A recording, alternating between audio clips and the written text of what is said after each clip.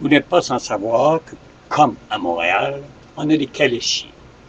Évidemment qu'il y a eu une semaine ou deux, évidemment, une chose qui n'est pas, évidemment, très agréable à voir, un cheval qui, évidemment, coup de chaleur, s'écrase sur l'asphalte et, évidemment, peine perdue, on est obligé de l'euthanasier.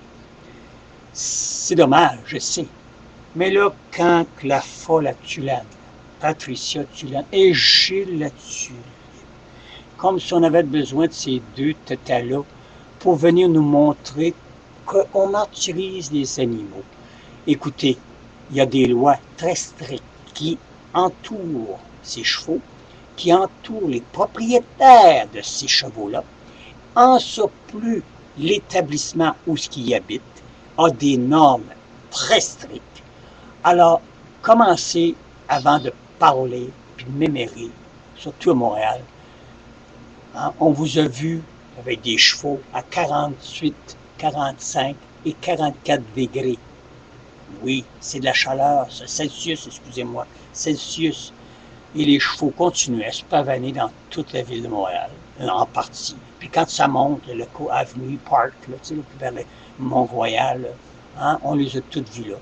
Ici, évidemment, à Québec, on a beaucoup de côtes, mais ils n'ont qu'une à monter, c'est la côte d'Abraham, et c'est une fois par jour, c'est le matin, et le soir, souvent, ils sont redescendus avec un camion, ou s'ils n'ont pas très travaillé, qui n'ont pas fait plus que 2 fois ou 3 fois le tour, parce qu'il y a des normes là aussi. Alors, moi qui est pour les chevaux à 100%, mais pas pour les connes qui se prennent pour des Brigitte Bardot finies. Alors, Patricia, je t'en prie, Patricia. Non, hey, je t'y veux à la télévision, les tétons descendants. Là. Ah, décidément, c'est parce qu'il te manque des contrats, parce que ça n'a pas l'air à travailler fort. Parce que si tu travaillerais, si tu serais embauché en quelque part, tu n'aurais pas le temps, évidemment, de déconner. Comme de quoi qu'à Québec, on martyrise les animaux. Je l'ai tué. Cette vieille affaire qui venait faire le maître Saint-Roch. Hein? Moi, je me ferme parce que je pourrais dire des choses très, très, très, très vulgaires.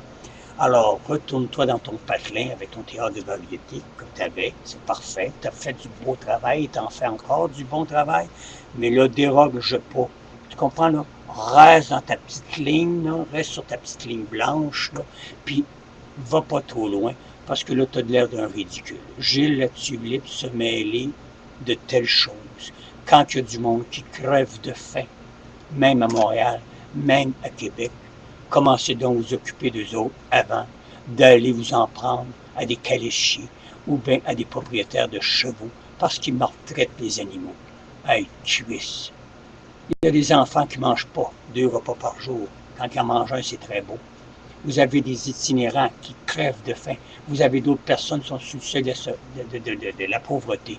Commencez donc à leur aider avant de vouloir chambarder, je dis bien, par vos paroles, premièrement mensongères, et le propriétaire vous a remis à sa place.